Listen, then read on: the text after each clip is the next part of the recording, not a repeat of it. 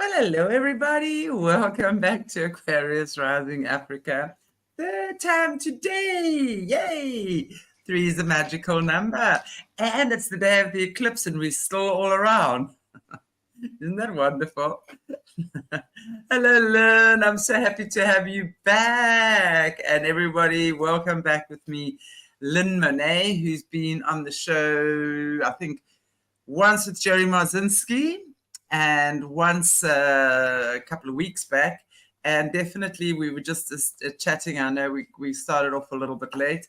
But we were talking about Lynn being coming on as a regular monthly slot as well, because I think what you're doing is phenomenal. I think your gifts are brilliant. And I really think the world needs to hear your messages at this time. It is such an exciting time to be alive. Hello, Charmaine, again, Carol, Dottie, so wonderful to see you guys all in there. And it's just amazing. I'm just loving life right now, I have to say. It's not easy. No, it's not easy, but it is wonderful to be alive at this time. We are challenged on so many fantastic ways. I love a challenge, of course. I'm never going to find the easy route, because the easy route is where everyone else is. I love the challenge. I love to walk through the jungle and use my little penknife to carve my path, right? And I somehow think, Lynn, you are the same. Really good to see you, Tilla. Awesome to see you all in the chat. Anyway, enough jabber from me. How are you, beautiful lady? How are you? I was going to say the same to you, my dear friend.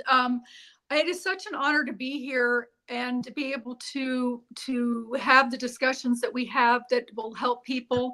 Also, everybody, I wanted to make mention too. I am out of town, but I bought Chantelle's book for children, and you have to buy that book. It is there, the energy that comes from it and radiates from it, and the love and the heart and soul that she put into it just emanates from the pages.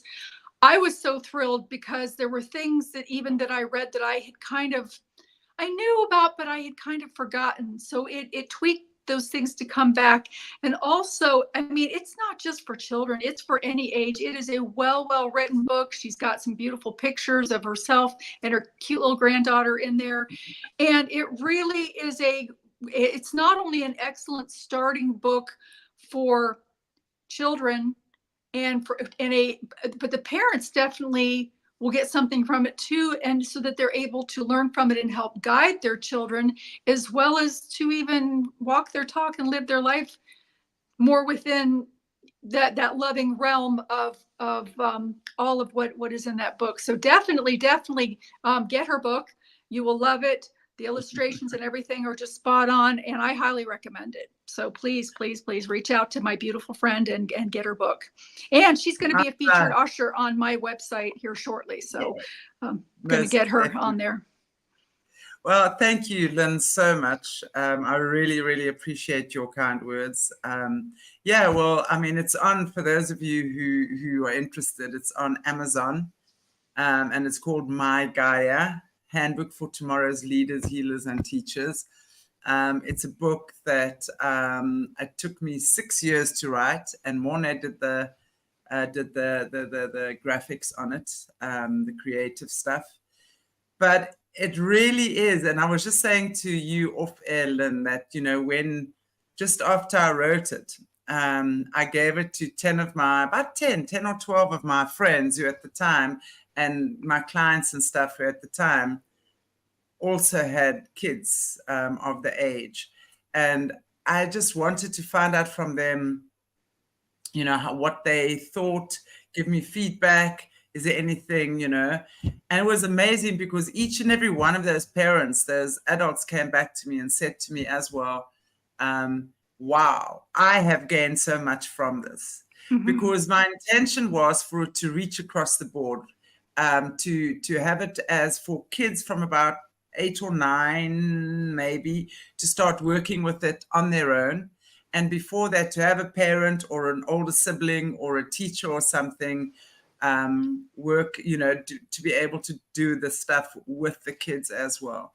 And it really was phenomenal, because from that point I could understand.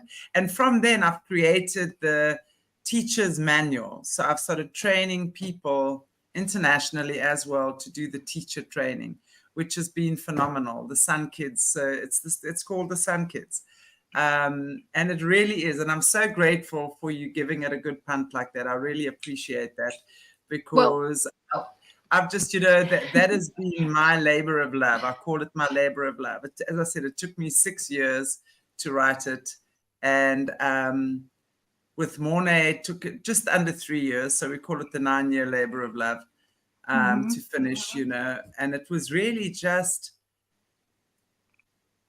the whole objective is to just for the kids and the parents, because it was a bridge between kids and parents. Instead of watching TV or whatever, to now read your kids these stories. And as a bedtime, instead of reading them the bedtime story, you can do a little foot massage and understand which parts of the feet the organs belong to, And so it's really understanding the body, it's understanding the mind, and it's for kids to align their energies so that they're in the right place at the right time. So they know they have the power within them, and they are so guided and protected by their divine creator. And it's like there's not even a separation between the two. So thank you so much. I appreciate that. Another thing too, and I'm going to talk to you about taking that class also to learn how to be a teacher. But another thing that is a very, very nice thing about it is, for instance, even an older person, even somebody that is grandparent age, who is on the fence about their reality. They may be in their time frame, they've been raised with gifts, but they're afraid of, so they've shut that down, and they're just starting to question or to open again, even at any age. It's a beautiful book in the way that it's laid out, because it's not going to overwhelm somebody and spook them and scare them off.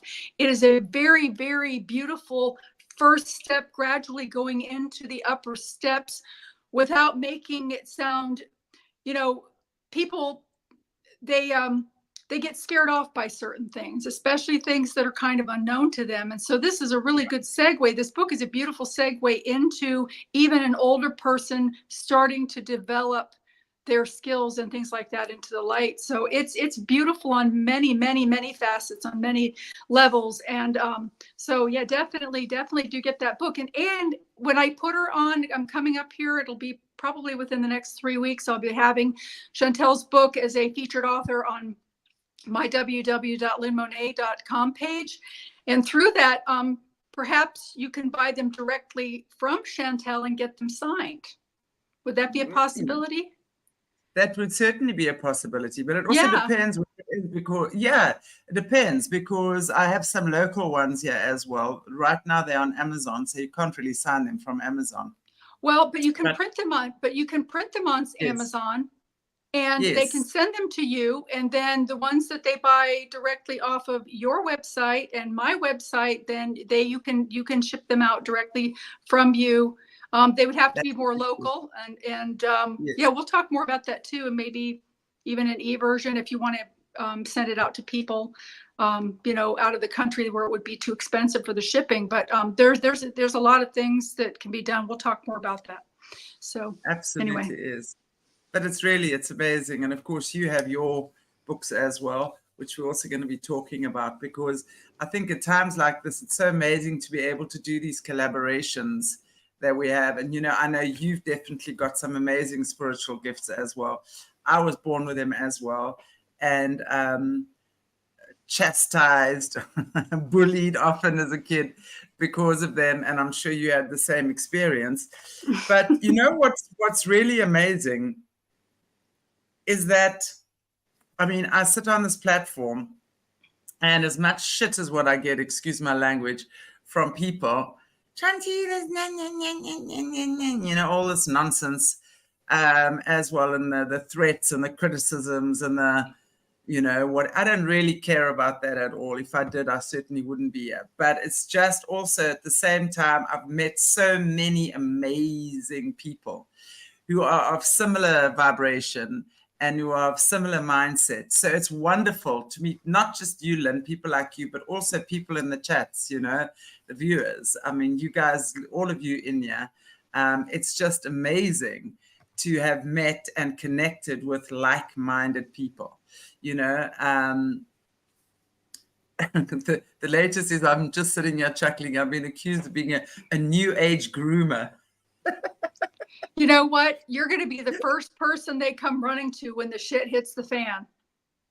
Actually, I mean, it's hilarious. They're all of a sudden, they're all of a sudden going to be like, Chantelle, help me. Tell me what you know.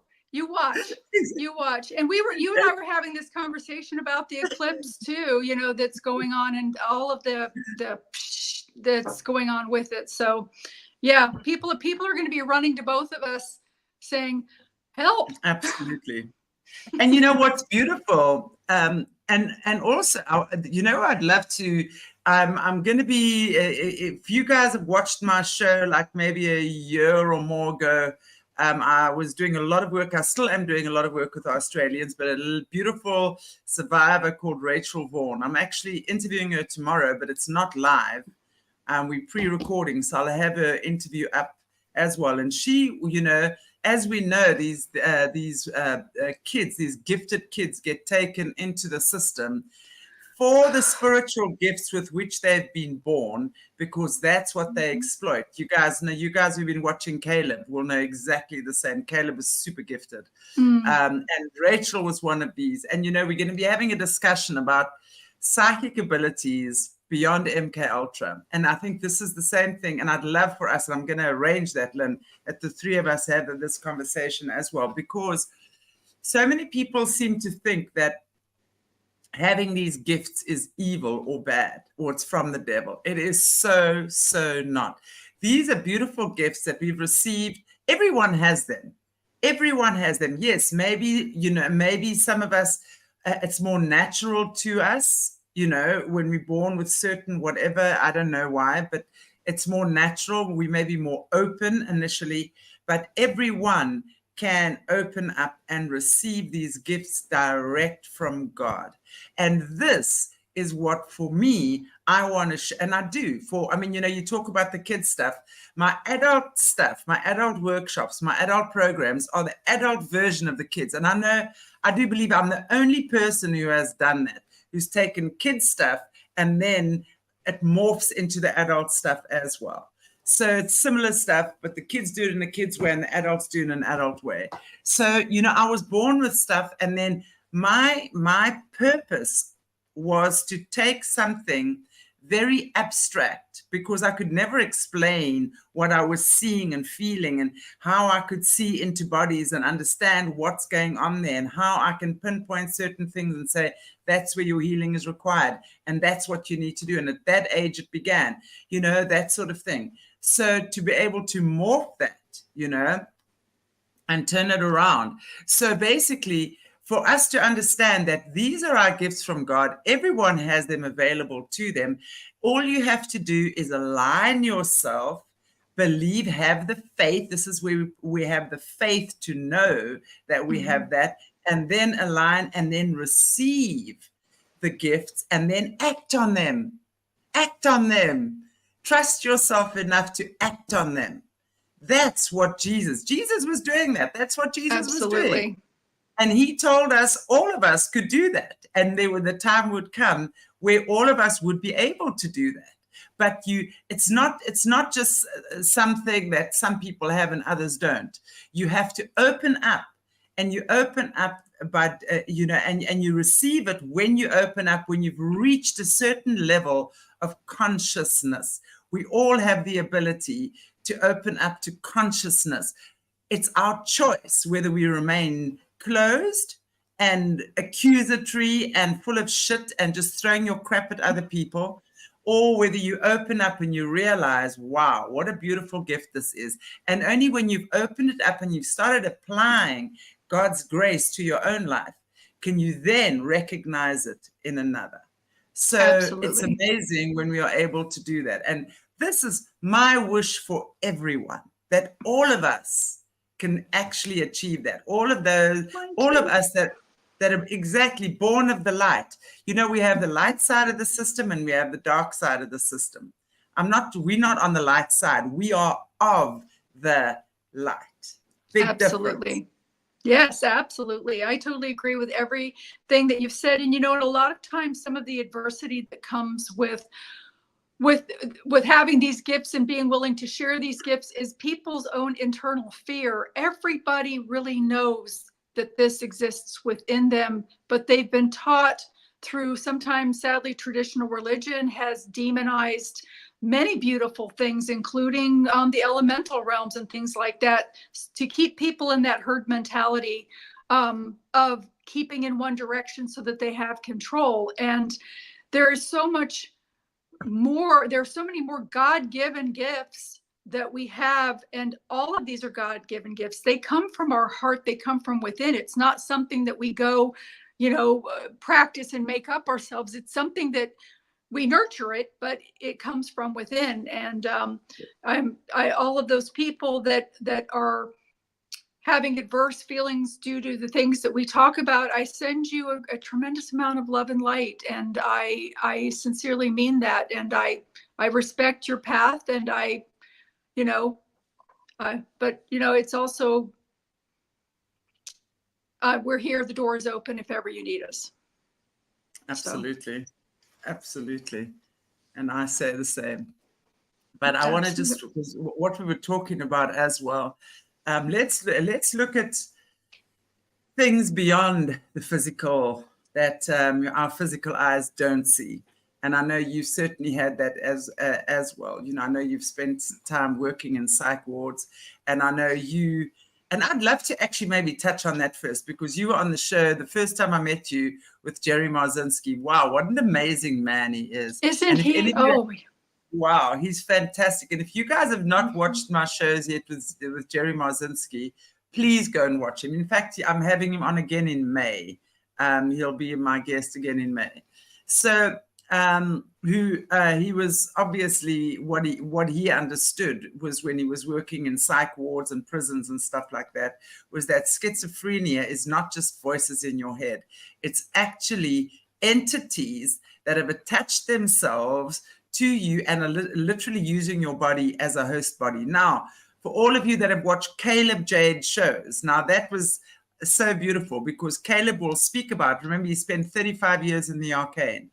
And they talk about using soul gems. Now, you always have to give permission. Doesn't just happen to anyone. On some level, you give permission for the darksters, the dark brethren, to do this. They literally extract your soul, or your soul from your body, and they use you as a battery, right? As a type of a battery, which is why it's important that you can be alive. So that's why the psych wards and the prisons are very, very filled with this sort of stuff. And they use your energy as a battery. And then when your body is like hollow or empty, it's like leaving your house open and you're going on holiday, right? Then all sorts of dodgy characters are going to take up residence in your house, right? Exactly the same thing with your body, right? Remember, your body is a temporary vehicle, but your soul, your body is the manifestation of your spirit. It is your spirit in physical form, in a different frequency, in a different vibration, right? So that soul of yours, but if you have ignored what you need to do, and if you are abusing yourself, you leave big fat holes for this stuff to occur, literally. And that's when they can do it. And that's when these negative entities are then taking up residence in your body, and then they become the voices in your head. So they are voices in your head, but it's not yours. And the whole thing is, what are you listening to, right? What are you listening to? So I would love to hear some of your experiences about that again. Like, what did you, when you were working in the psych wards and stuff like that? You know, and as you mentioned, the big holes, I call it cracks in the windshield. And a lot of times these cracks are created by trauma, something, you know, trauma that's been brought onto a child that, you know, at an early age, or even a person for that matter. And it leaves these opened areas, as Chantelle said, for these Sometimes they're disembodied souls, sometimes they're other things that attach, and they are parasites, and they literally feed off of you. And the thing with the illness, or even addiction, too, these parasitic things, they feed off of you, and they enjoy and live off of the negativity that these ailments, as they're called in terms, they have to put it into a box of psychiatric terms, but they feed off of the lush that is created by the job loss, by the depression, by the sadness, by the anger, by the fighting, by the divorce, by the molestation, by the death in the family, or whatever it is, and the rippling effect that it creates, almost like sonar in the air. And that's their chocolate. It's their candy. They feed on that. So when they have a person that is kind of headed in, that has suffered a trauma, that is having some depression, or having some sadness, or even with the addiction where they're having trouble overcoming it, and it's creating the rippling effect of arguing and fighting and self-sabotage, they have a good thing going, and they want to keep it going. They don't want to have to detach. They want to stay where they're at if they've got all their food supply, and they get to live through the person, and also they can continue to create havoc for the person hearing the voices by misleading them and things like that, so that the negative behaviors create more negative actions that create more negativity coming towards them, all of which they feed on.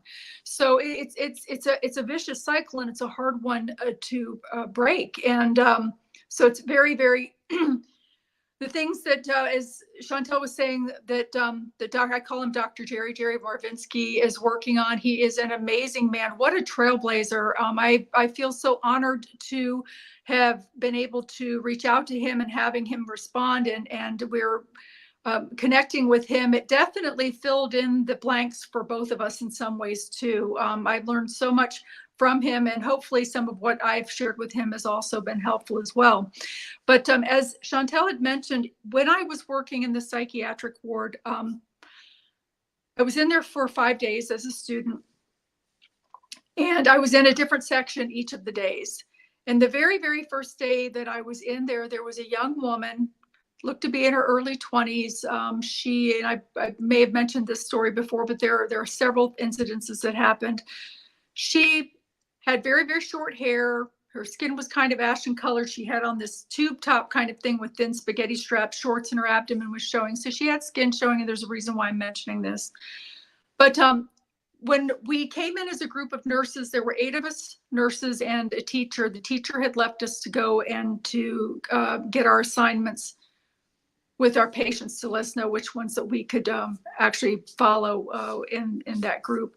And this young woman approached the group, and she pointed at me and she said, "You can help me. I know you can." And of course, in that moment, I'm like, I hope she's not talking to me. You know, I don't want to be Lynn, the weirdo today. I want to be Lynn, the student nurse. And here I am with all of these people. And so then the teacher came along and told us not to make eye contact, not to speak, and ushered us out of the room. The area that the woman was in was the intake area. So they hadn't had their medications balanced yet. We had to sign papers, which I ended up going back into that section with one other nurse for the day. And we had to sign papers that if we got hit or bitten or something thrown at us, or we were harmed in some way, that we couldn't hold the facility responsible. So this particular day, they had picnic tables that were bolted to the floor, and I was sitting at one of the picnic tables with my fellow nurse, and the young lady came over to us, and she sat down with us, and she started to tell us her story about how she had been molested as a child from her pastor from age 10 to like 14, and then her mother got remarried when she was 14, and her new stepfather started raping her. And at 16, she ran away and she started doing devil worship, which she realized wasn't for her either. And now she's hearing 25 different voices. And I'm sitting here and I'm looking at this woman, and she is covered in claw marks.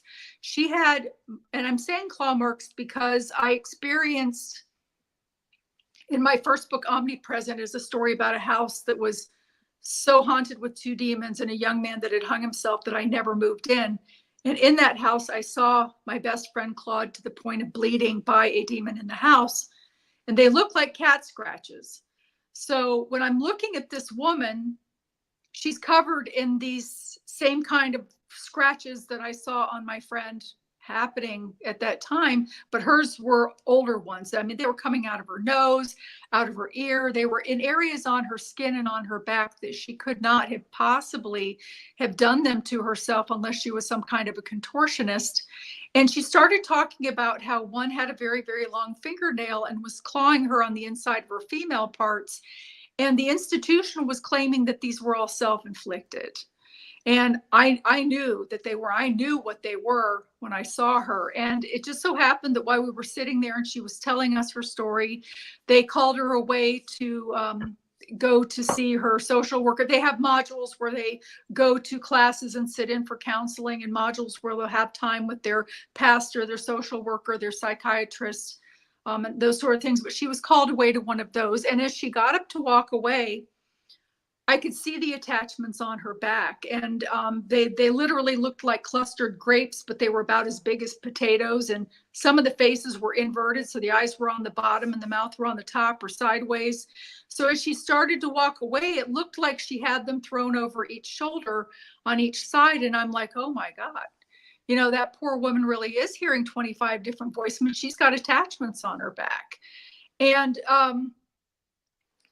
later she returned, about 30 minutes to an hour later, and I saw her go into her room, and I thought, you know, I'm going to go tell her, because this poor woman, you know, she's in here suffering. They've got her now on so much medication that she's drooling, and she's got that Thorazine shuffle to her, which is the medication that causes that. And I'm like, you know, yeah, if she can get help for this, then she may not need the medication anymore. So I went to her room, I knocked on her door, and she invited me in, and I told her, I said, listen, what I am about to tell you, if you repeat it, they are going to think that you are crazier, and they are going to keep you here longer. So please, I'm telling you, I believe that you are hearing 25 different voices because you've got attachments on your back.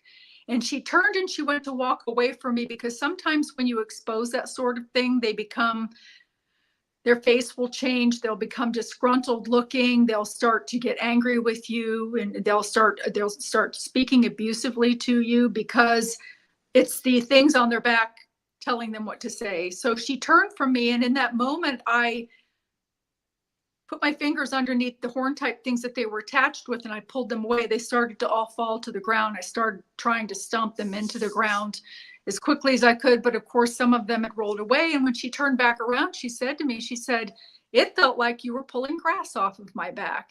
She didn't even know, because I didn't touch her. The way that they were attached on the shoulders, it was almost like a brownish tan twisted vine looking horn, if that makes sense, because it was hollow. Yeah. And they attached it at the top of the shoulders and went underneath the armpit, kind of clasping, but not all the way around like a ring.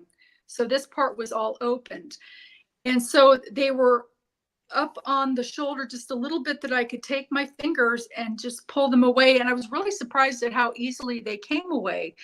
And I told her, I said, listen, I've just pulled the majority of the attachments off of you, actually all of them off of you, but some of them have rolled over by your bed. This is a temporary fix. When you get out of here, you need to go and find someone that can clear the rest of these off of you permanently, and you know, and get help that way, because you know, you're not going to find that help here. And again, if you repeat what I'm telling you, they're not going to believe you, and they're going to keep you here longer. So we need to get you out of here so that you can go and get some help. And lo and behold, about a year, a little longer than a year later, I was in a store and I was looking at candles. I'm squatting down on the ground looking at candles on the lower level. And these 2 women are down at the beginning of the aisle, and they're both looking at me.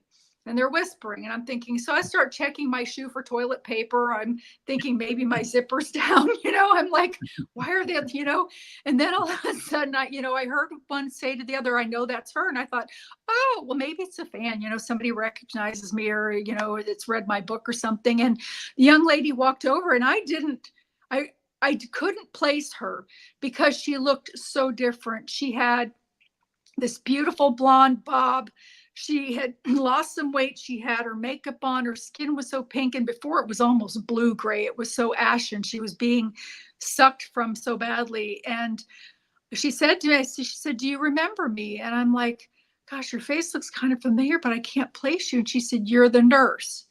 The light bulb went on. I immediately realized who she was. And she told me that at that point in time that she had gotten help from somebody to help her with the attachments, that she was no longer taking her schizophrenic medication, and that she was now on just a low dose of anxiety medication as needed. And she was actively in school becoming a dental hygienist. So her life completely turned around from where it could have ended up being. And it was so wonderful to see the outcome of that and that it was actually effective. But and there are so many other things that occurred in there with other people as well, if you'd like me to share that. I'd love to hear more of these stories. I love that story because I think it's so relevant, to understand that this is what's happening. And again, and I want to just point out that, remember, your body's a resonance chamber. You are created from sound, frequency, and vibration. And when you connect and when you dive into the lower rung energies, in other words, when you participate in witchcraft or satanic rituals, or you are just miserable and angry and frustrated and worried and anxious and everything in these lower, the lower frequencies, you then put yourself completely in their playing area. You become fair game for them. Absolutely. But the minute you then start raising your frequency, in other words, you then start changing your ways, you start being happy, you start doing things that make you feel good, because your emotions are your fuel. So, and you can have that fuel that sucks you down because you're always thinking crap, or you can have really beautiful, amazing thoughts. You can be active in your mind, moving forward, etc. You literally rise like a bird. You start raising, and then these things from the swamp below you can't touch you anymore. You then start connecting with other birds. You then start flying free. You then start enjoying life on a whole different experience. And that's exactly what she did. And no doubt you were a godsend to her, because you showed her what she needed to see. And that changed her frequency so that she could move out of that space. And exactly the thing, no longer take the meds. And I mean, we know, if you guys have listened to Jerry's interviews, what's in those medications, the way that they really are crazy. I mean, the side effects of these things, the chemicals they put in there, it doesn't do anyone any good. Your soul, your spirit has the power. You have the power to raise your frequency. And we all have to start believing that and trusting that, because the minute we get that, everything in life starts changing. I love that story. I really do, Lynn. That is so true. And the point that you made about that we have to start doing it is so true. And not doing things to negate it, even though, so many times people are like, "Oh, well, why does that always happen to me?" Well, the reason why it always happens to you is because you believe it does. So, and by you verbalizing it, it ricochets into the universe and comes back as another problem. So most of us, our minds are running around like 2-year-olds, so we have monkey mind. Yeah, monkey mind, exactly. So we have to be able to start to tell it no, and then shift and change. One thing, and this is a little bit off the beaten path. My sister passed away in June, and I inherited a house with a resident elemental. Now, elementals are not my forte. It wasn't. Now they are. I thought that the house was haunted. So this thing was actually shift changing when I was in there after my sister passed away, and spirits were presenting looking like my father and like my sister and like my mother, except my dad came out and he was wearing these ugly pants, these ugly golf pants. And I'm like, Dad, why on earth would you be on the other side wearing those ugly golf pants that we all wanted to burn while you were living? They're horrendous. And then I found a picture of him upstairs in a third bedroom of that, in that exact outfit. So I started to put two and two together and realized that something was mimicking and shift changing. And also there was an element in the room that was drawing the elemental in that actually belonged to him that should not have been inside of the house. But anyway, so I went in thinking, okay, well, the house needs to be blessed. My sister's been sick a long time. I need to clear the energy anyway and balance everything out and get the sickness out of the house.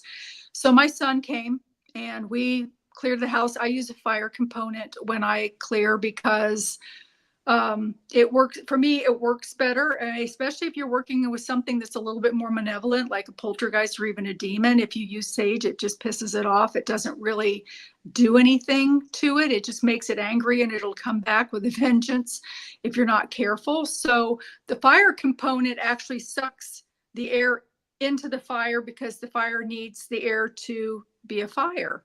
And so right. I give them the choice of leaving the residence by cracking the doors or windows or whatever. And if they choose not to leave, then they get sucked in the pan and stuck in the sticky stuff that I got in the bottom. And then I take care of it in another way that's naturally, so that, you know, with water and things like that. So I use all of the elements. I use air, fire, earth, you know, all of those things. And so after I did that, my son and I were standing upstairs in the hallway, and my son's standing in the master bedroom doorway. I'm standing in the hallway bathroom. And all of a sudden, out of this third bedroom, we see this little thing under 3 feet tall, about 2.5 feet tall, walks past me, walks past my son and into the master bedroom. I didn't say anything. My son says, "Did you just see Hogwarts go by?" Well, on exactly. On Harry Potter, the movie, which everybody knows about Harry Potter. I don't care where you live, you know them, the Harry Potter movies and series. Yeah. The banker on Harry Potter was this little short troll looking thing. And this is exactly what this thing looked like. Little blocky head, short, that brownish green colored skin color, walking through, had on a little appeared to have something on, and walked past me and walked him. And I said, yes. And then the little thing comes walking back out past my son. We're both watching this, past me back into the third bedroom, and then a third time out of the bedroom, past me back into the master bedroom. And so I went and I contacted some friends of mine. I'm like, you know, it was basically because the elementals were formed at the time that the earth was. They are not affected by religion the way that, say, ghosts or demons would be, in that sense, even though they've been around from before time, but there's more of a spiritual element there. And with these, they're not affected by that. So it was kind of like he was standing around, is that the best you got? You know, I'm still here, kind of mocking almost in a way. And he kept, there's just some funny things that happened too, but so I contacted a couple of my friends, one from Canada, one from Florida, one in South Carolina. I was in Louisiana, so we're all in different states that did remote viewing. And they came in, they remote viewed, they explained the layout of the house exactly. They all saw the elemental that was there. They told me how he was coming in, and they told me that he was going upstairs to the third bedroom because there was something of his in that room, like a rock. Well, I knew exactly what they were talking about because the day before, I was upstairs starting to clean out some of my sister's things from her house because I had to leave and go home. I only had 5 days, and there was this rock in the room that was the ugliest rock I've ever seen. I thought, why on earth would she even have this in here? It's just, it looked like it wasn't a pretty color. It was just this ugly rock. But when I picked up this rock, there was so much energy in it that it felt like it was burning my hand, and I could feel it in my teeth. It went right up my arm into my mouth. I could feel that energy that strong in my teeth. So I put the rock down. I was going to throw it away, and something just told me, no, I'll just leave it here a little bit and come back to this. And thank goodness that I did. So it turned out that that rock belonged to the elemental, and he wanted his rock back. And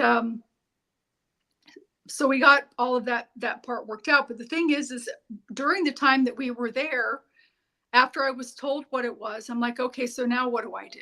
You know, what do I do with that? I manage. I'm a paranormalist. I do ghosts. I do dead. I've seen dead people pass away. I'm a death doula. I'm just finished my certificate, or renewing my certificate with that. And I'm like, so I do dead things, but I don't do things that are living, that are paralleling us, and they look like ghosts. When you see them from our realm, they look like ghosts. A lot of times, and sometimes you can see them clearly also. But the thing was, is he likes dropping F-bombs. So my name was F-bomb, F-bomb, F-bomb. Yeah. So that was his favorite word. You would hear him dropping these F-bombs. So yeah, literally. And he would stand with his face between coming down the stairs, watching me to see what I was going to do next. And he was trying to put attachments on us because he didn't want us there. He hated us. So finally, when we found out about the rock, my son took the rock and went to take it outside, and so that we could barter with him to stay out of the house. Because of his anger and animosity towards us, he had this negative vibe and pull to him that was making us very sleepy and argumentative even with each other, and kind of distracted. So as my son's carrying this rock out the front door, this little thing is following behind him, flinging vines at my son's legs. And my son's like, oh my gosh, my legs are so itchy. And I said, yeah, because he's flinging vines on you from behind. And so he followed him out. And we explained to him that we were told that they like tobacco and rum and fresh baked treats, and they love coffee in the morning too, you know, that sort of thing.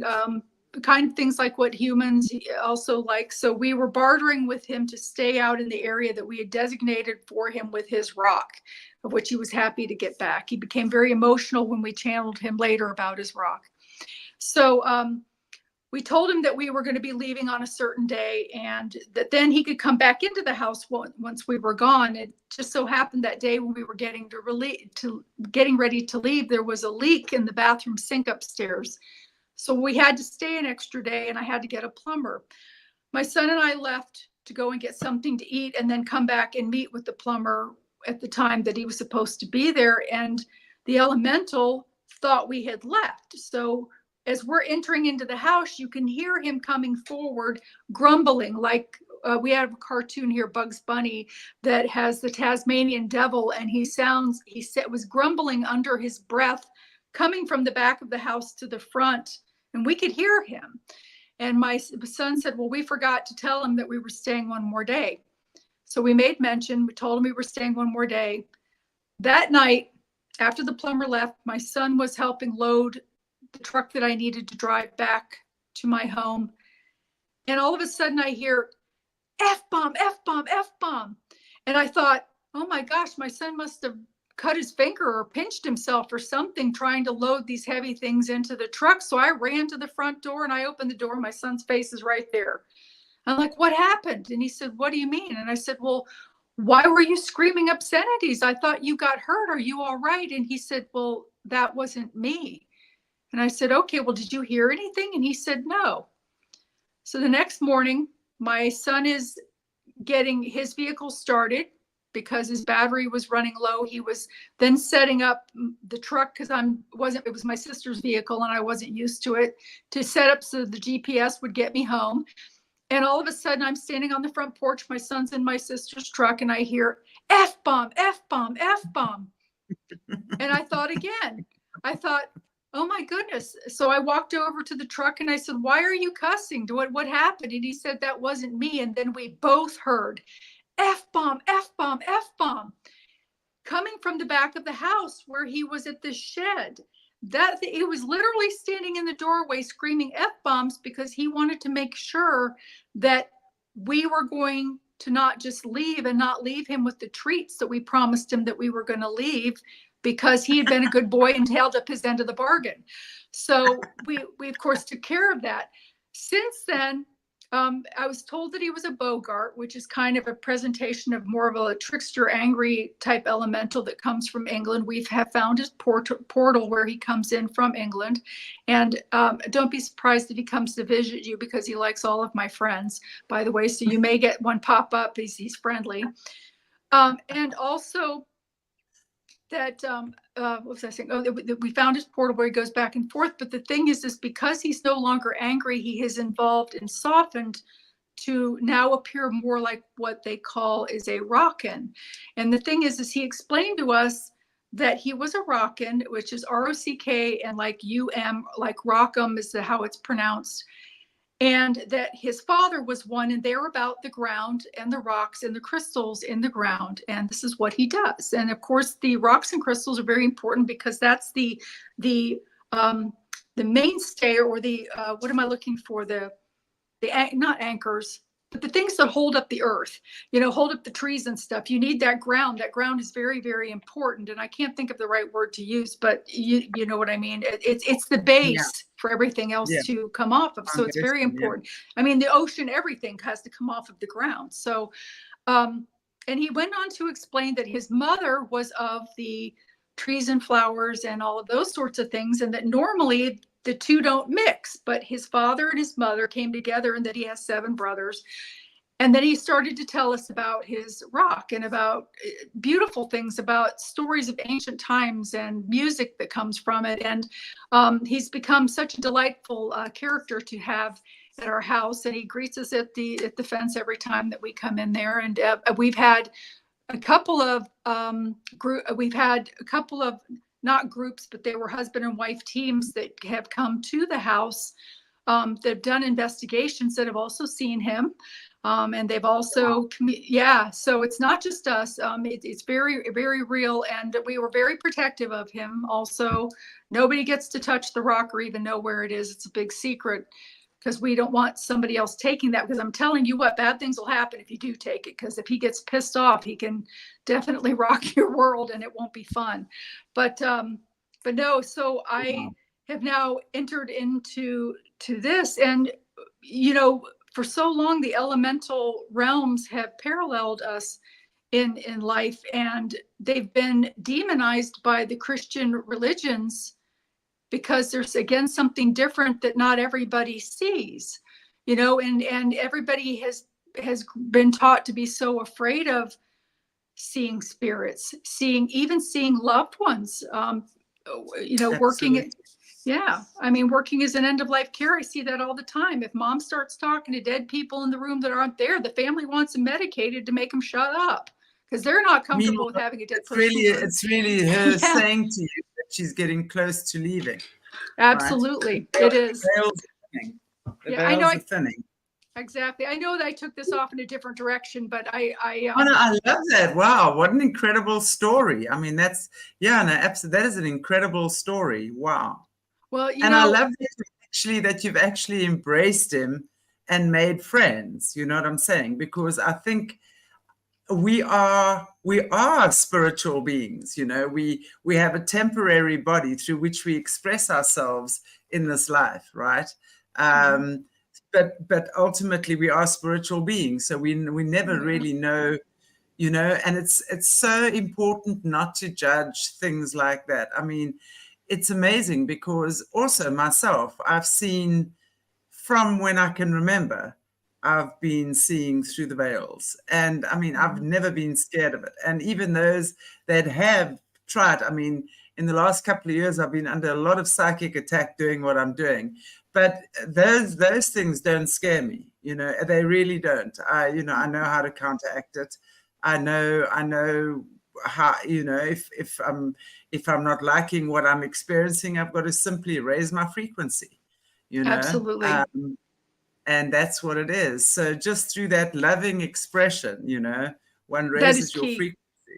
Yeah, that is key. That is key. What you said is absolutely correct. Even being a paranormalist and working with ghosts and sometimes demonic things, and sometimes, even with this elemental thing. And right now we have so much chaos in the world with these eclipse scares and all of these sort of things, but there are some things that are more negative that are coming closer because they're becoming more desperate to latch on to people in order to try to go into the elevated, the dimension that we're elevating into, trying to either keep us grounded in with the bottom feeders that are staying behind, or, you know, trying to anchor us in some way. And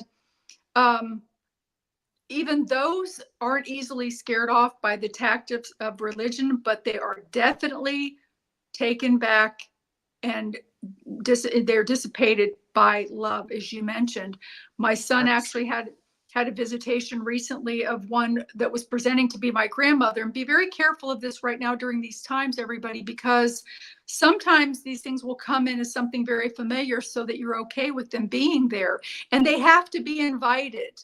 So you need to be careful. They may look like it's grandma, but then when grandma turns around and has a long tail behind her, it's not grandma. It's something that's imitating her. My son had this recently, and he said that even through prayer and even through all of the normal things that he would call in, they just still basically stood there. And so I told him, I said, sit at the edge of your bed, sit up, close your eyes, focus on your heart chakra as if it's sonar. And this will work with any negative situation, including somebody at work that's pissing you off or that's being mean to you or talking behind your back. If this works, you envision your heart chakra and you envision sonar rings going out from your heart of pink love and light at that person or at that entity or any, you know, wherever you want it to fill the room. And you just say in your mind, love, love, love, love, love. I send you love, love, love, love, love. Or you can say it even out loud if you want to, so that you hear it. Then it even amplifies it more because you're saying it and you're hearing it. It's going through your mind as well as your mouth. So it works. And when he did that, when that happened again, they immediately disappeared because the darkness can't stand the love and the light. They don't have the capability of having that emotion. Indigestible. Yep. And it's like a stench in the room. They will leave you so fast that, you know, so pull out the love button. You know, it is key. Absolutely. No, it's so true, because those lower rung frequencies or entities find the higher vibrating frequencies absolutely indigestible.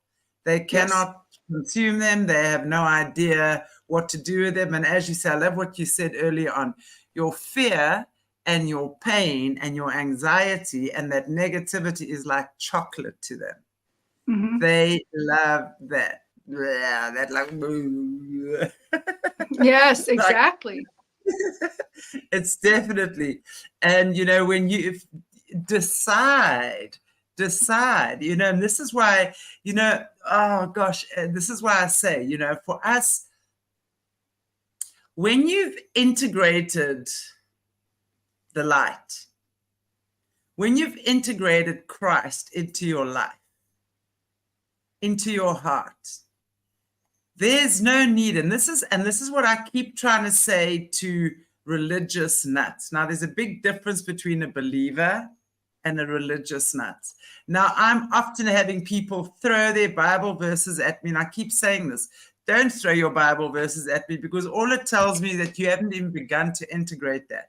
When you've integrated the true essence of Christ in your heart, you live it, you feel it. You experience it. It doesn't mean you don't have a bad day. It doesn't mean that you don't have wrong things happen sometimes. It just means you know how to navigate it differently now. But you will know, and you can have that then you don't need to throw your Bible verses at anyone else again, ever. Because then you speak heart to heart.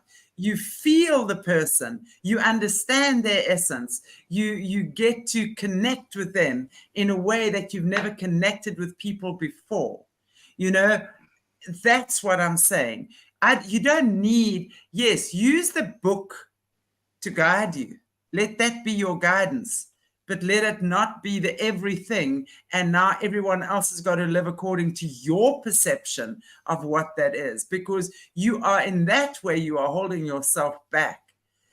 it's in the heart. You know, when you look at the chakra system, and whether you like it or not, the body has chakras. Boom. Whatever you've been taught about the chakras, well, I don't know. But there's 7 main energy points in the body. The heart chakra is the most powerful chakra. It vibrates, I think, 3 or 5 meters stronger, wider, further than all the other chakras in your body. So when you are coming from a place of love, now that's what I do. You know, when I have these things that come to me and they try and do whatever, and I've often helped things over, cross over, etc., I send them all back to God. I just send them back to God. I say, there you go, God. It's up to you what you do with it now. That's what I do. I send them back into the light, back to God's light, not just in the light, because I know there's, and that's why I always say, you know, when I talk about gold being the highest vibrating of the metals, right? God's gold is nowhere near. It's like, if you think about, now as a South African, as kids, we were often taken into the gold mines to see how they work the gold, and the gold nuggets that if you can pick one up, you can take it home, but it's so heavy you can't pick it up. Okay. It's not a shiny, blingy, blangy, blangy, bloom, bloom, bloom. Not at all. It's molten. It's like a deep molten, almost like a dull, but you feel the gold. Mm-hmm. The devil's bling is just a little bit too shiny, just a little bit too bling, you know, if you think about that. So you've got to practice discernment as to how you understand these things as well. And it's so true what you say, you know, if something's going to come at you pretending to be grandma, you know, you've got to know very quickly. And if you have the slightest feeling, your intuition will always tell you, you're going to have, for a split second, you're going to have a nauseous feeling in your belly. Or I'm not saying you're not going to feel fear. If you've never seen a spirit before, it's natural you're going to feel fear, right? Or you might be shocked or surprised or something. Yes, in your humanness, absolutely.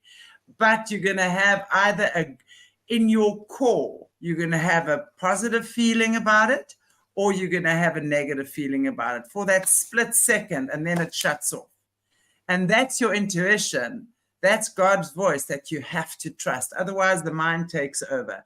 And then you start having the monkey mind, because then confusion reigns. Monkey mind. So you have to go with that absolute first initial feeling. And, you know, as Caleb would always say, you know, if you need to work with Jesus, the name of Jesus or whatever, because I know these entities do not like that. Or, you know, Psalm 23 in the Bible, they definitely don't like, you know, stuff like that. So work with that if you need to see who this entity is, because if it's of God's light, and if it truly is your father that's coming to say hi, because rest assured they do. When my partner many years ago was killed in a carjacking, I knew immediately, and rest assured, there were people that, not just people, but oh yeah, I definitely had entities come in pretending to be him. And it was like, that's so not you, piss right off. You know, that is so not you, bye. So it really is, you have to be able to understand. And it's not Nephilim coming to see you. Yes. Are there Nephilim who and Raphaim that try and, yes, for sure. And if they're going to try and get you, and if they can fool you, they will. It's up to you not to be fooled. It's up to you to be of the correct frequency that you are not fooled. And you're going to do that through doing the spiritual work you need to do, raising your frequency sufficiently so that, for me, I always have that's why I got a big nose. I'll tell you something, I'll smell, go, nah, bye. I don't even need to look further. I don't even need to look further, because I can smell when it's not coming from God's light. I can smell it. Literally. That is so true. Yeah. That is so true. And the thing is too about radiating the love, if it really is your grandmother's spirit or something from a higher realm, it's not going to send it away. It'll stand there in that love because it presents in love. And for those people that are uncomfortable with what we're talking about, and that have the negative comments to make. Number one, it is a form of placing judgment, and it's also a form of bearing false witness against what we're talking about, in the sense that, that form of negativity in itself will draw more negative to the person that is sending out the negative comment. And that's why I send back love and light to them regardless, and hope that, that some piece of this resonates with them and maybe will help turn a light on for them that way. And that's why the door's always open and that we're always here. But I totally agree with everything that Chantelle is saying. She is such a gift to all of us to even be so brave as to come forward to share her gifts. And I feel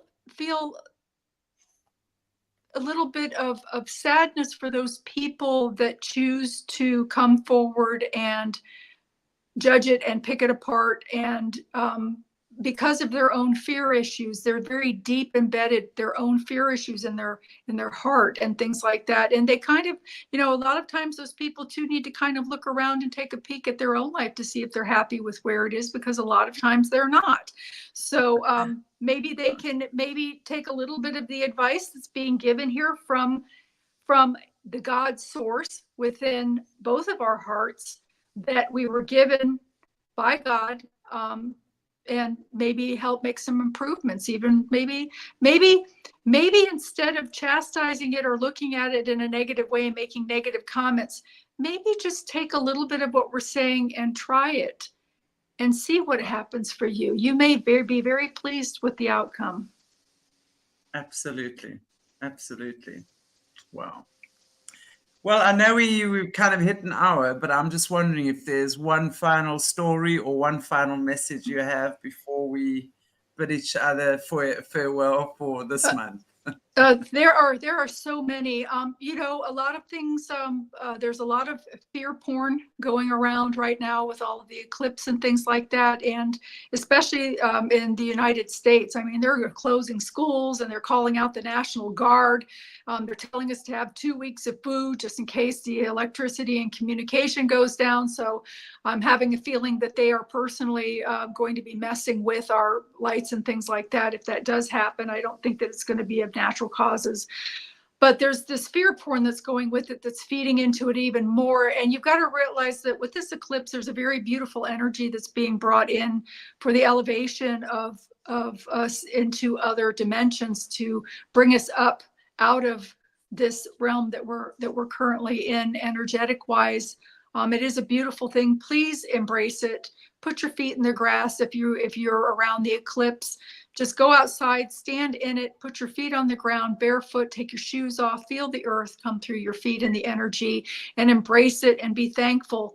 The things that are happening around you are intended to happen because the end justifies the means, in the sense that there will be a much more beautiful outcome at the flip side, even though at the moment certain things that are happening may not seem so much that way. And try not to get tied up and focused in the fear porn, as I call it, fear porno, and stay in your heart. Just stay in your heart and pay attention to your solar plexus for the area where you feel things also, and keep your love light on. Love people, help people, even if they're if somebody comes to you hungry and you've got food, please share it at this time. If there is a problem where we've had 2 earthquakes here in the last 10 days in the USA, one in Texas and one in the New York, Pennsylvania area type thing. So, just keep your heart light on. Definitely radiate that heart out into the universe and to other people, regardless of whether you like them or not. So. And especially if you don't like them, I practice yoga a lot. And one thing about yoga, it's a heart exercise. And I know the times that I get on my mat in the morning, especially if I'm mad at someone or having an issue with someone or something, I will dedicate, and the word yoga means a prayer to God through your body. So I will therefore then dedicate my practice to that person or that situation throughout. So instead of being mad and what have you, and I don't always say I get it right, please. I mean, I wouldn't be here on this earth learning the lessons I'm learning unless if I did get it all right. But, you know, it really, really works to actually sit and say, I love you. And, you know, Lynn, I don't know if you know the Ho'oponopono, which is the Hawaiian, the healing prayer, right? Which is basically, I'm sorry, please forgive me, I love you, thank you. I mean, it is absolutely just the most incredible thing. And before we go, I want to just tell a story about that. Oh, gosh, I forget the guy's name now, but I have it here. He was actually a psychiatrist, actually worked in a prison, psychiatric prison for a number of years. And he an Hawaiian guy, okay, and the Ho'oponopono, which is basically a prayer of forgiveness, and it's understanding that all of us have contributed to the world being in the way that it is, because every thought has power, every action has power, every idea, every emotion, it's energy, and as you feel it, it moves into the ethos. So, you know, we are unconscious as to just how much we affect the world around us. So when we encounter people who are in pain or suffering, a part of us is calling that forward, because that person or that situation is reflecting a part of us that is in pain. And this wise man absolutely got that. So in 2 years, he never, ever saw a patient. He never physically saw a patient. But what he did was he had all of their files, he had a photograph, and he read their files to see what their history was. And he would every single day do the Ho'oponopono on each and every one of these patients. Within 2 years, that prison was empty. And that's what I'm saying. Just the power of love, and to understand all of us are responsible. And again, I'm going to say, because I did a recent interview with John Perkins, who's the author of Confessions of an Economic Hitman. I mean, wow, what an incredible human being. So if you guys haven't watched that interview, and I know I've spoken about this a lot in the last few days, please go and do that, because he speaks about the same thing as well. He speaks about all of us, you know. It's one thing saying, well, you're an economic hitman, you went for the US government and you corrupted third world countries and you the cause of this and this and this. Let's ask how many of us, or how many of our partners or our children or our spouses work for the banks. If you're working for the bank, you are part of the system. If you have a bank account, you are part of the system. You know, how many of these Illuminati companies, right, that are all linked for the news, for the media, for television stations. If you are working and participating in this, you are part of that as well. So let us not judge each other. Let us rather look at ourselves and say, how can I fix my broken heart? Why do I have so much hatred towards another? Why do I always feel frustrated towards others? Why do I feel irritated by that? Because half the time that other person doesn't even know that they're irritating you. It's you that's feeling irritated. It's your response to something that's occurring. So if you are having that response to something, then you got to look at what's happening on the inside of you. You see, this is this is the work I've been teaching for a long time. And this is where it becomes a game changer. These are the things, the understandings that heal. I mean, I have worked with hundreds of people with incurable diseases that have healed themselves. I don't profess to heal them. I've walked there with them. They've healed themselves. Why? Because they've listened to what I'm saying. They've heard what I'm saying. And to me, it's that beautiful moment where you sit with someone and you literally see the penny drop. And they go, oh my God. I go, yes, you're God, right? And they understand in that moment that that's where the alchemy lies. And that's where the game changer is, where you understand in that moment, just by realizing this one thing, it's like you undo the knot that's sitting in your inside. Suddenly you found the thread that is now released, all of that. And now the energy can flow again in a beautiful, harmonious way. It's not getting all gunked up and caught up. And energy is phenomenal when you understand how simple it is. And how simple, yes, easy, no, not initially. But when you understand how it works and you apply the teachings, that's when everything becomes simple and easy. So it really is a beautiful thing when we start looking inside of ourselves and realizing I'm the problem in this life that I'm living, actually. Not them, not my kids, whether my child is a drug addict or a this or a that. I'm not saying you've got to say it's your fault. But you've got to realize that your child on some level is reflecting you. Many times a drug addict in the family is the one that's carrying the pain and the wounds for the entire family that haven't even gone as far as looking 2 layers beneath the surfaces to see their own shit that they haven't actually transformed yet. So this is the times we're living in. This is what we really have to do. We've got to look at ourselves. We've got to look at what is going on inside of us to see how we can make a difference in the world. Just one act of kindness changes so much, that ripple effect, and understanding it's not your fault, but it's my misunderstanding of how I perceive the situation. It always comes back to you. Always comes back to you. Because Absolutely. What you put out, you meet exactly what you put out. The energy you're radiating is what you meet in others. Soort soek soort in Afrikaans. Like attracts like, right? So it's not the other person that's always intolerant or whatever. It's the intolerance in you that meets the intolerance in them. It's always a 50-50 street. So we've got to look at that. And we've got to realize we are all creating the world in which we're living. And when we take responsibility for that, everything starts changing. That is so very true. There's a saying in the United States that, a person can't make you feel a certain way without your consent. So, right. Exactly. It's all how you look at it, and that you stay in your heart. Absolutely. I love the way that Chantelle put that. That was beautiful.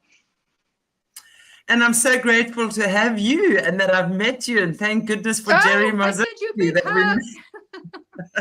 Exactly. Yes. And I'm so excited to have you back as a regular guest on Aquarius Rising Africa. We're going to do great things together. I just know honored. it. Yeah, me too. Yeah, absolutely. I am honored too, rest assured. And I want to say thank you to each and every one of you. We've had some wonderful comments in the chats, and everyone, Lisa, Carol Custer, Carol, I don't know if you can see the comments here. This shows a life change for me. Don't believe me, just watch. And Karen Raymond, you guys that have really just enjoyed the show. And Tiger Eye, thank you so much for your sticker as well. Really, really appreciate you guys. Lisa D, you're such a star to this channel as well. So much appreciation for you all. So much love to you all. And I look forward, Lynn, to having you back again. Thank you, everybody. Thank you so much. God bless you all. And I shall see you tomorrow. Bye-bye. Bye-bye.